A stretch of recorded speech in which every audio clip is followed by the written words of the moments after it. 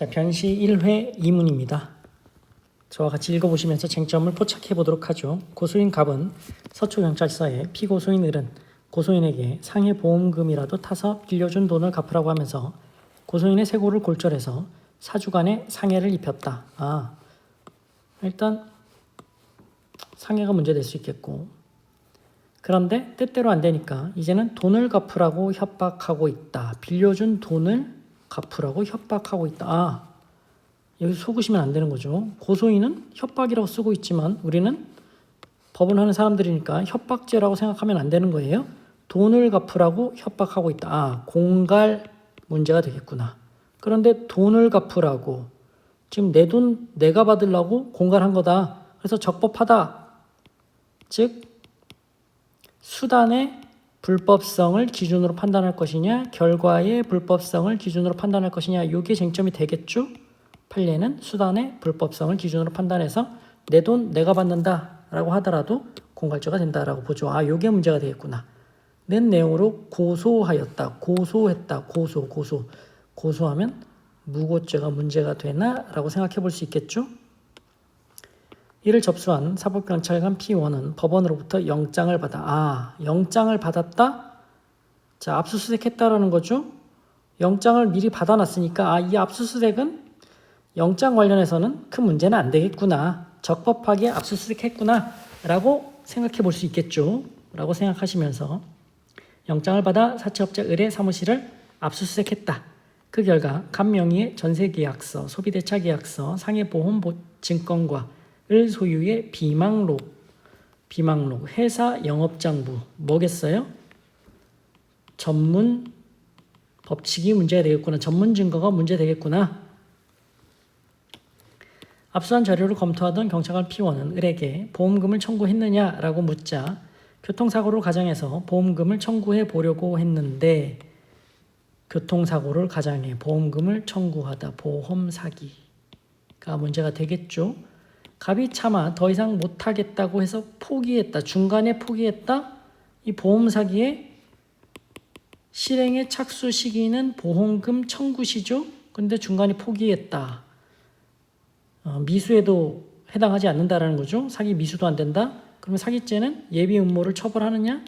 처벌 안 하죠.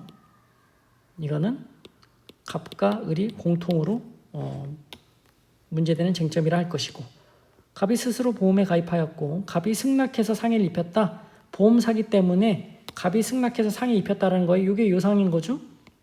근데 갑이 승낙했다. 피해자 승낙이라는 거죠. 근데 왜 승낙했어요? 보험금 타먹으려고. 피해자 승낙에 상당성이 없겠다라는 거죠. 그러면 이 부분은 무고가 됩니까? 무고는 허위 사실을 신고해야 되죠. 허위 판단은 어떻게 해요? 객관적으로 판단합니다. 지금 얘는 자기가 승낙했다는 사실을 숨기고 을이 나를 상해했어요 라고 고소한 거죠. 근데 이 승낙은 효력이 없죠. 따라서 얘가 나를 상해를 했고 그래서 상해했어요 라고 신고한 거는 허위가 아닙니다. 따라서 이 부분은 무고죄가 안 되겠죠. 그렇게 볼 수 있겠고, 을은 오히려 내가 피해자다. 갑에게 돈을 빌려줬는데 담보로 받은 전세계약서가 위조되었다. 전세계약서, 갑명의 전세계약서, 소비대차계약서, 돈을 빌려줬다. 소비대차계약서, 담보로 받은 전세계약서, 갑명의 전세계약서, 이게 위조됐다고? 그러면 전세계약서, 사문서 위조가 문제되겠구나. 담보로 냈다라는 거 아니에요? 위조사문서, 동형사가 문제가 되겠구나. 그걸로 돈을 받았다는 거 아니에요? 빌렸다는 거 아니에요? 사기가 문제가 되겠구나. 이렇게 문제가 되겠구나 생각해 볼 수 있겠고, 대질 과정에서 갑은 전세 계약서의 보증금란에 기재된 2천만 원을 5천만 원으로 고쳐 위조한 것은 사실이라고 자백했다. 여기서 함정에 빠지시면 안 되시는 거죠. 문제는 위조라고 썼죠. 근데 이게 위조가 아닌 거죠. 뭘 고쳤습니까? 전세 계약서의 보증금 액수를 고친 거예요. 진정하게 성립된 문서에 동일성 해하지 않는 범위 내에서 바꿨다. 뭡니까? 변조입니다. 변조. 그러면 사문서 변조가 되고 변조 사문서 행사가 되고 또 사기죄가 될 수 있는 거죠. 자백했다라는 거니까. 그리고 갑은 을이 돈을 갚지 않으면 아들을 등굣길에 유기할 수도 있다라고 협박한 전화통화 내용을 직접 녹음한 테이프. 협박했다. 테이프도 있다. 공갈죄.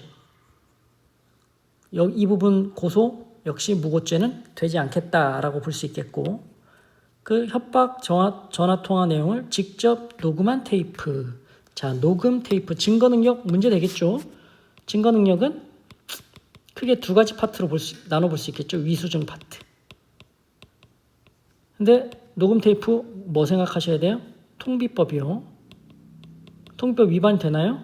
갑, 을, 대화 당사자잖아요. 문제 안 되겠죠. 또 녹음 테이프.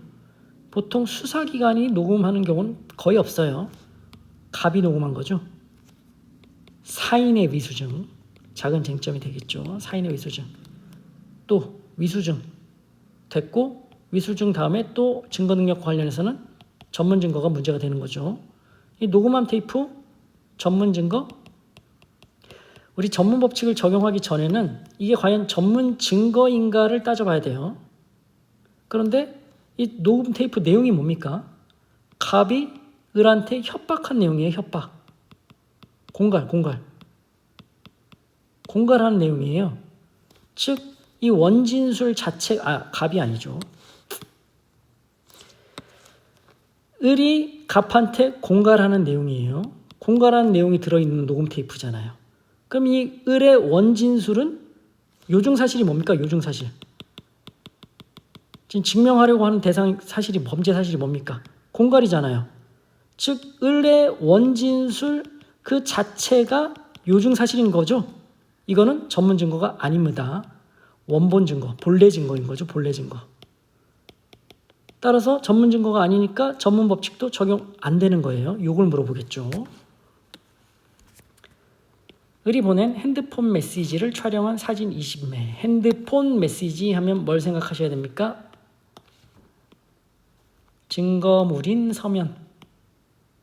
증거물인 서면 하면 또 뭐 생각하셔야 돼요? 전문 법칙 적용 안 돼. 생각하셔야 되는 거죠. 핸드폰 메시지를 촬영한 사진 20매. 사진, 촬영. 뭐 생각하셔야 돼요? 핸드폰 메시지를 촬영했다라는 것 아니에요. 사본을 만들었다라는 거죠. 사본의 증거 능력. 요런 게 문제 되겠구나. 다 보인다는 거죠. 자, 여기까지 보셨고,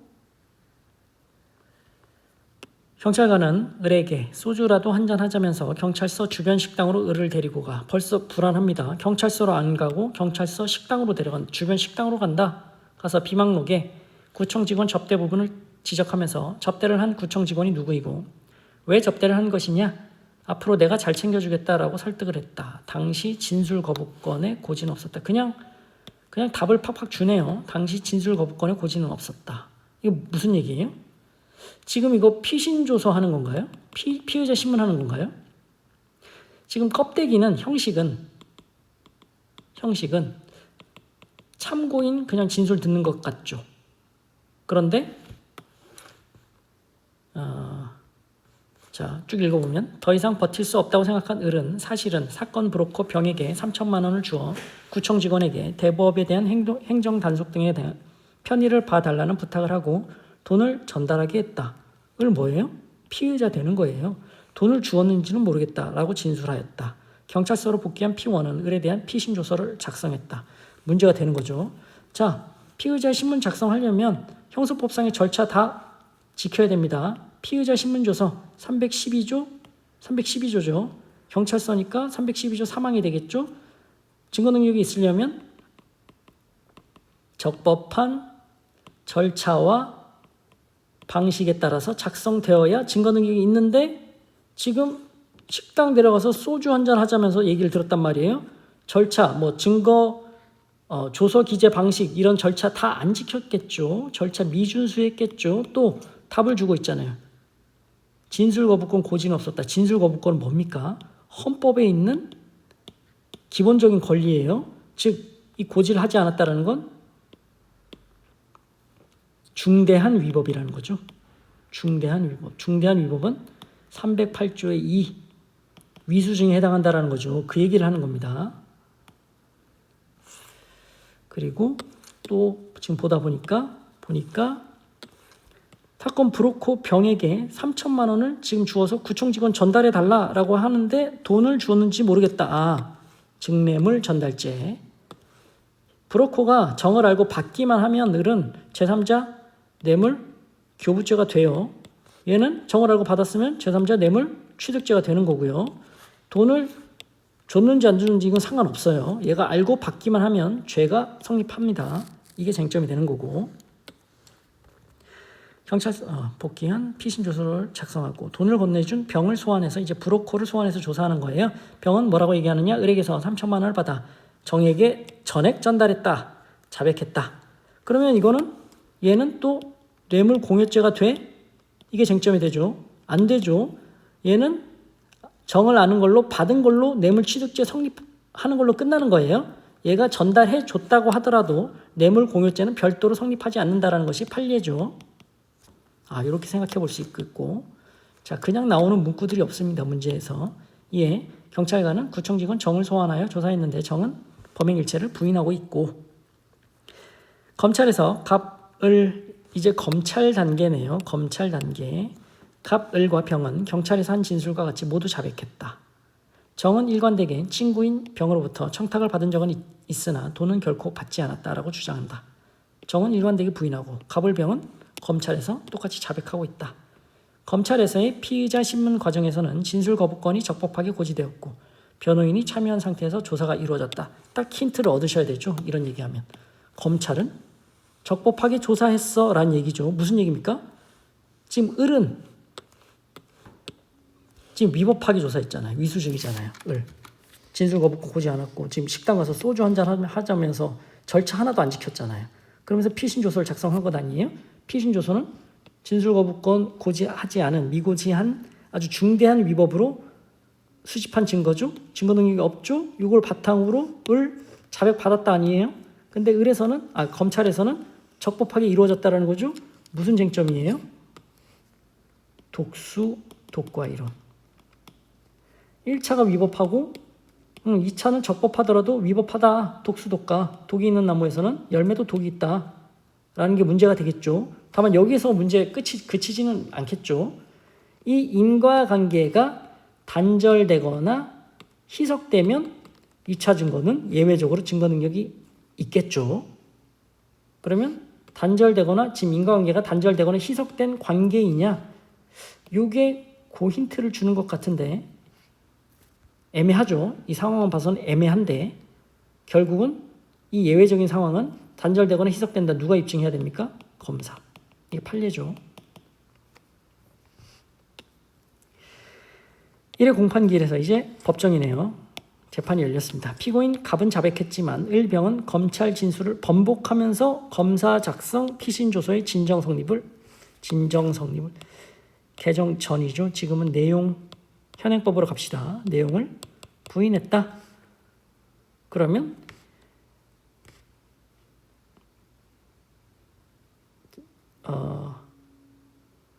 내용을 부인하고 있다. 그러면 이 공범이 자백하고 있죠. 공범의 이 검사 작성 피신조서를 을병에 유죄의 자료를 쓸 수 있느냐? 이게 문제가 되겠죠. 그런데 법이 바뀌었죠. 내용을 부인하면 증거 능력이 없어요. 당해 피고인이 내용을 부인하는 한 이 공범의 검사 작성 피신조서도 유죄 자료를 쓸 수 없는 거예요. 이런 거 한번 생각해 보실 수 있겠고. 자, 그래서 읽어보시면서 쟁점을 잡아봤는데 목차를 한번 잡아볼까요?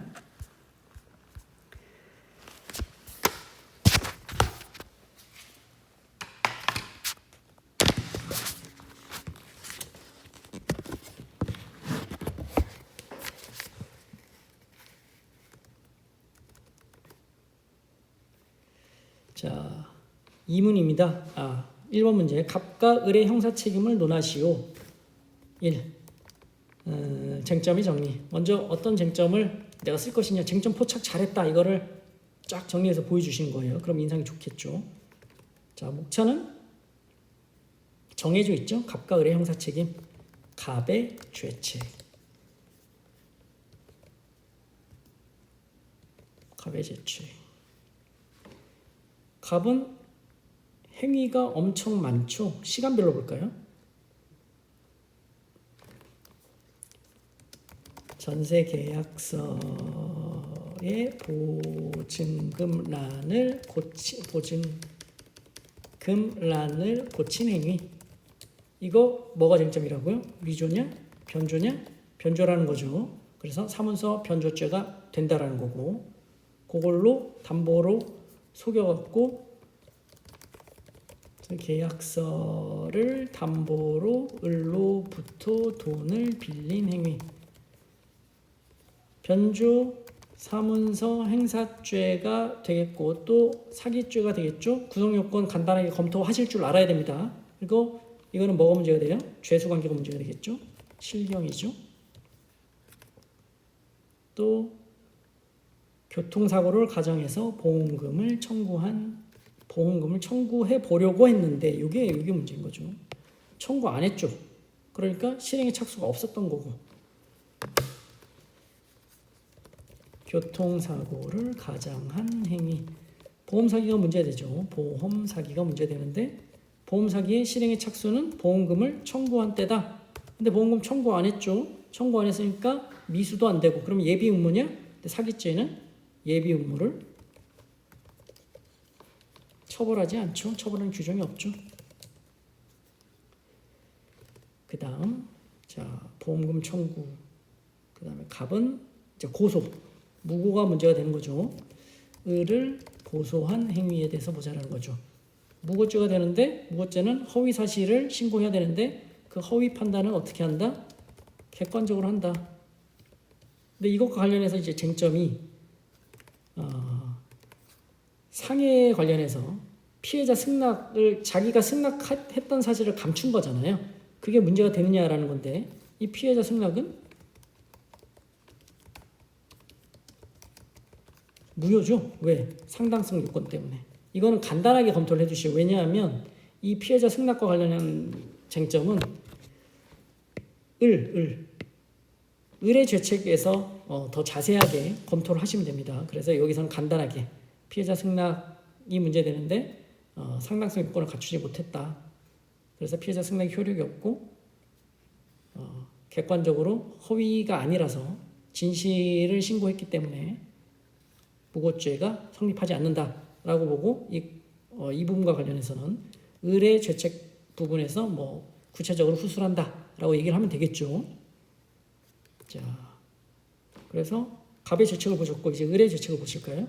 을의 죄책. 뭐가 문제될까요?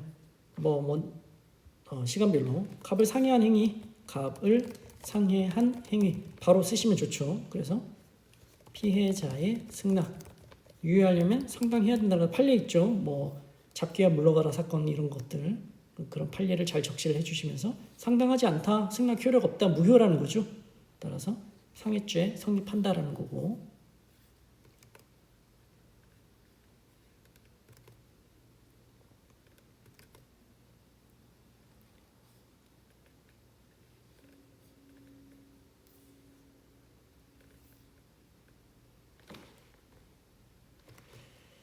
그리고 이 상해와 관련해서는 만약에 자동차로 쳤다 그러면 특수상해 한번 검토해 볼 수 있겠죠.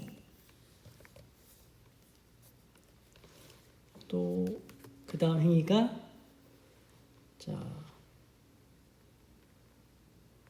아들을 유기할 수 있다라고 협박했다라는 거죠. 공갈 요 부분이죠. 요 부분 공갈 자기 돈 받으려고 공갈한 거예요. 그러면 수단이 불법하기 때문에 공갈죄가 된다라는 건데 돈은 못 받은 걸로 보이네요. 아들을 유괴할 수도 있다고 말한 행위. 구성요건은 공갈. 그런데 피해자는 이렇게 주장하겠죠. 사회상규에 위배되지 않는 행위다. 왜? 나는 내 돈 받으려고 한 거거든. 근데 수단의 불법성 대 결과의 불법성. 뭘 기준으로 판단할 것이냐? 판례는 수단의 불법성을 기준으로 하죠. 그래서 판례를 적시하시면서 공갈죄 성립한다. 근데 돈 못 받았죠? 공갈 미수가 되겠네요. 이렇게 검토를 하시고 또 병한테 브로커 병한테 돈을 줬다라는 거죠. 그러니까 병이 그 정을 알고 받기만 하면 뇌물 제3자 뇌물 교부죄가 되는 거죠. 병에게 3천만 원을 준 행위. 받기만 하면 제3자 정을 알고 받기만 하면 제3자 뇌물 교부죄가 된다라는 거죠. 지금 을이죠. 을의 죄책이죠. 병.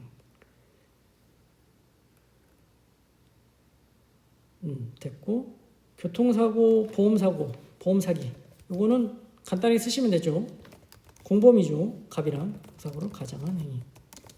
실행의 착수가 없어서 마찬가지로 처벌 못한다라는 거 간단히 쓰시면 되고 자, 다 쓰신 거죠 이제? 사안의 해결 이렇게 갑을 죄책은 하시면 되고 병과 정의 형사 책임을 논하시오. 이 경우 정에게 뇌물이 전액 전달됐다. 요 병의 자백이 맞다라는 것을 전제를 해보자는 거죠. 받아 정에게 전달했다라는 거죠. 정은 부인하고 있지만 돈 받았다라는 걸 전제로 판단을 하라. 그럼 이 쟁점 묻는 게 맞는 거죠. 병이 을에게 돈을 줬으면 뇌물 공여죄가 별도로 성립하느냐? 안 된다라고요. 병은 그냥 뇌물 취득죄만 성립한다라는 겁니다. 판례가 있죠? 그걸 묻는 거네요. 2번 문제. 쟁점의 정리부터 하셔야 되죠. 내가 쟁점을 잘 포착했다. 출제자한테 보여주셔야 되고 쟁점의 정리. 그 다음에 병의 죄책. 간단하죠. 돈을 받은 거죠. 뇌물인 것을 알고 받았죠. 그러면 그 자체로 뇌물 취득죄가 되고 그러면 정한테 줬다라는 거잖아요. 이건 뭘 검토하는 거냐? 별도로 뇌물 공여죄가 되냐? 안 된다라는 거죠. 판례가 있죠. 그 다음 3. 정의 죄책.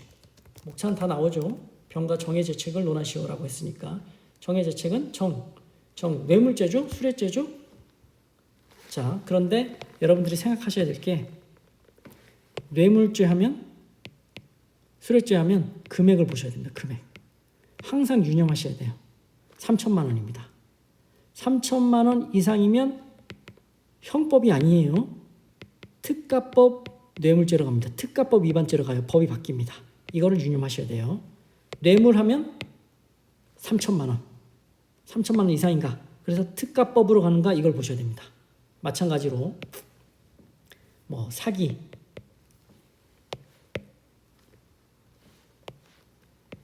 예를 들어서 사기, 공갈, 특히 업무상 횡령, 배임이요. 이거 하면 뭘 생각하셔야 되느냐? 이득액 따져야 돼요. 이득액이 5억 이상이다? 그럼 마찬가지로 형법, 사기, 공갈, 횡령, 배임 아닙니다. 특정 경제범죄 가중처벌법, 특경법 위반입니다. 그러니까 이걸 놓치시면 안 되는 거죠. 뇌물죄 하면 3천만 원 특가법, 사기, 공갈, 횡령, 배임 하면 5억 특경법이요. 이걸 항상 염두에 두셔야 됩니다. 그래서 금액도 항상 유의해서 보셔야 되는 거예요. 뇌물죄는 3천, 사기, 공갈, 횡령, 배임은 5억. 그래서 정은 3천만 원이죠. 여기 그냥 3천만 원이 그냥 나온 게 아니에요. 3천만 원이죠. 그럼 정은 특가법상의 뇌물 수뢰죄가 되는 거죠. 그래서 정의 죄책. 그런데 이제 수뢰죄 검토하셔야 되죠. 특별히 얘가 직무 관련성이 있는지 구체적으로 나오진 않았는데 반드시 현실적으로 담당해야 되는 건 아니죠. 이런 얘기들을 쓰시면서 구성요건 간단히 검토하시고 된다는 건데 중요한 건 3천만 원 이상이다. 3천만 원이 된다. 3천만 원. 특가법 위반죄가 된다. 요거로 가셔야 되는 거죠. 이거 물으려고 물어보는 거죠. 그리고 뇌물죄, 수뢰죄 하면 이거 쓰셔야 되는 거죠. 공신불, 직무집행의 공정성, 사회의 신뢰, 공신불, 불가매수성 이거 쓰셔야 되는 거죠. 이거 침해했으니까 보호 침해했다. 사안의 해결. 3문. 증거들에 대한 증거 능력을 부여하기 위한 요건. 증거 능력을 인정하기 위한 요건이 뭐냐? 목차 정해져 있죠. P1이 압수한 비망록. 쟁점의 정리.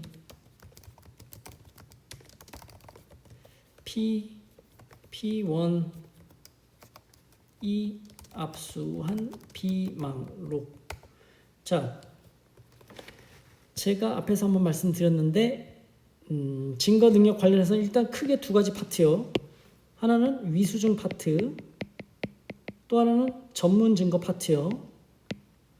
여기서는 제가 앞에서 간단하게 말씀드린 적 있죠. 영장 받아서 압수수색했다. 큰 문제 안 된다라는 거죠. 다만 건드려주면 좋죠. 그래서 영장 압수, 특별히 위법성을 의심할 만한 사정 보이지 않는다라고 간단히 터치를 해주시면 되죠.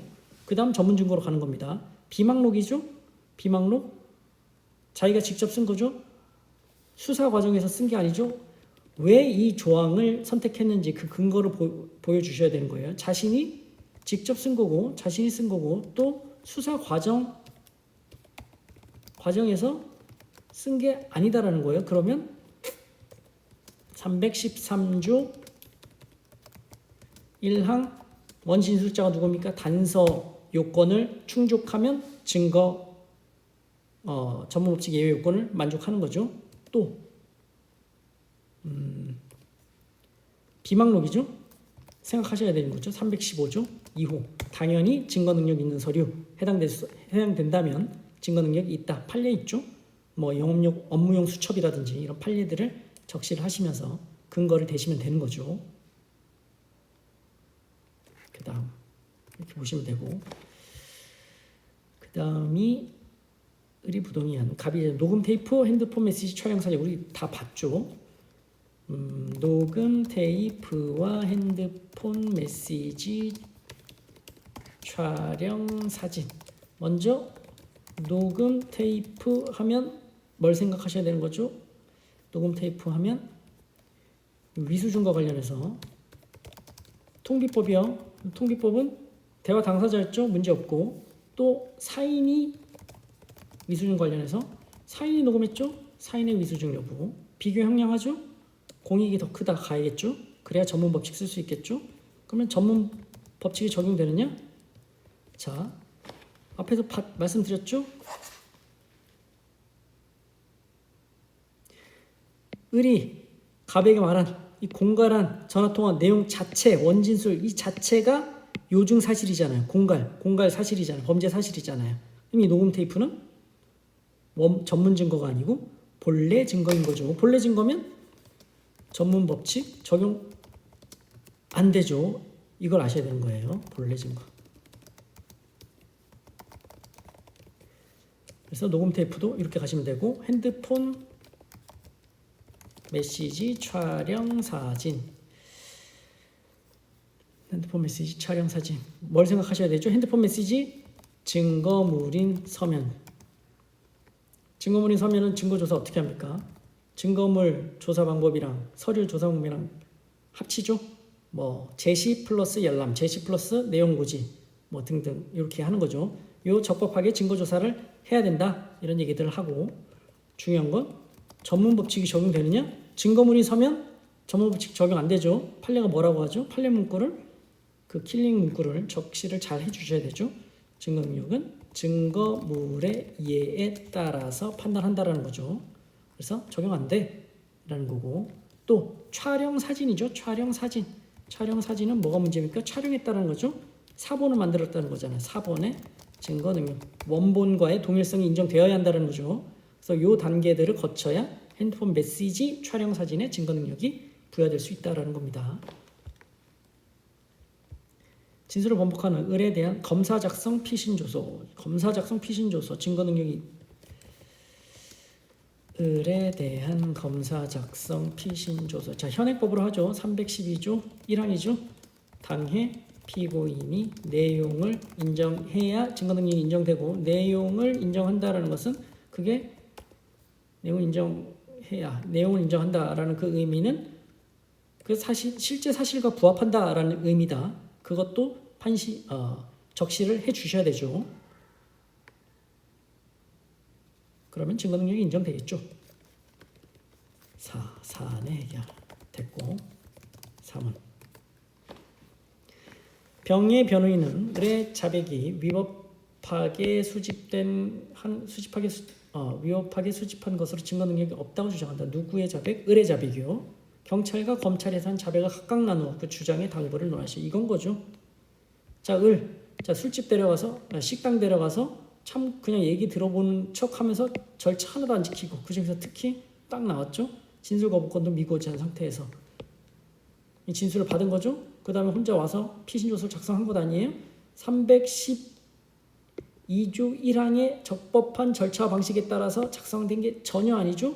진술 거부권, 헌법상 기본권을 보장해주지 않았죠. 중대한 위법이죠. 증거능력 없죠. 위수증이죠. 그걸 바탕으로 검사 앞에서 자백했죠. 이 자백은 독과 이론에서 증거능력이 없는 게 원칙인데 지금 이런 얘기를 하고 있죠. 힌트를 주고 있죠.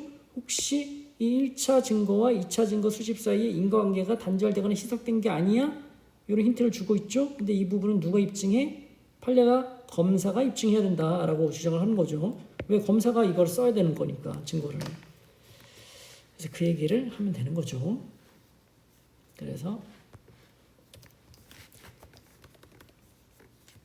쟁점의 정리. 목차가 나와 있는 거죠. 목차가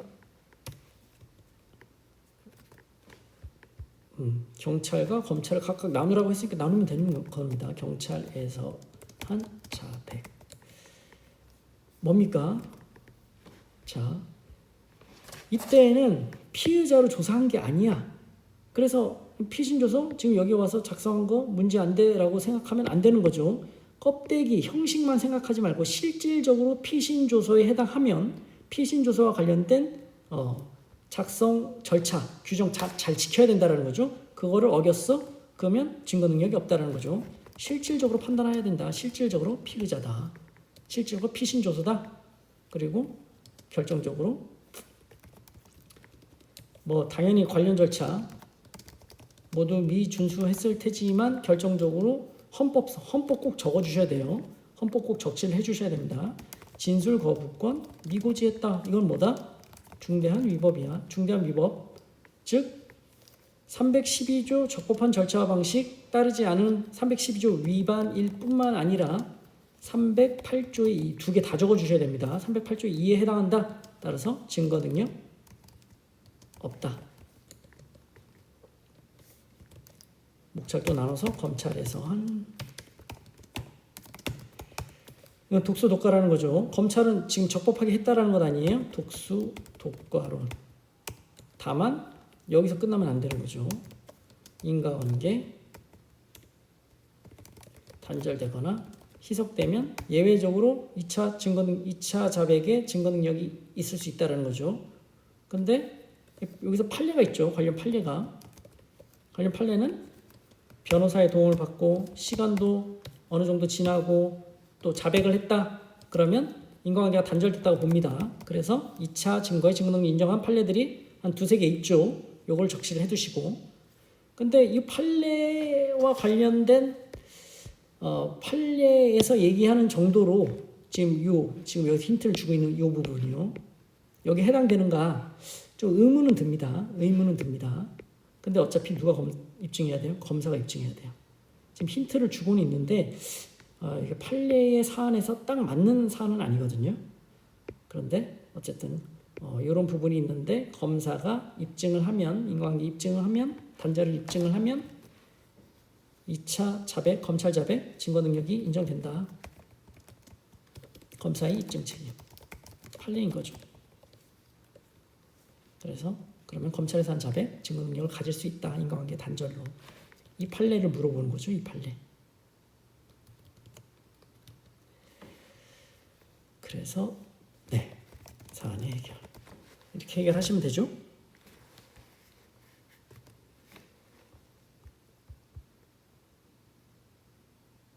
네, 이렇게 한번 연습을 해봤습니다. 마치겠습니다.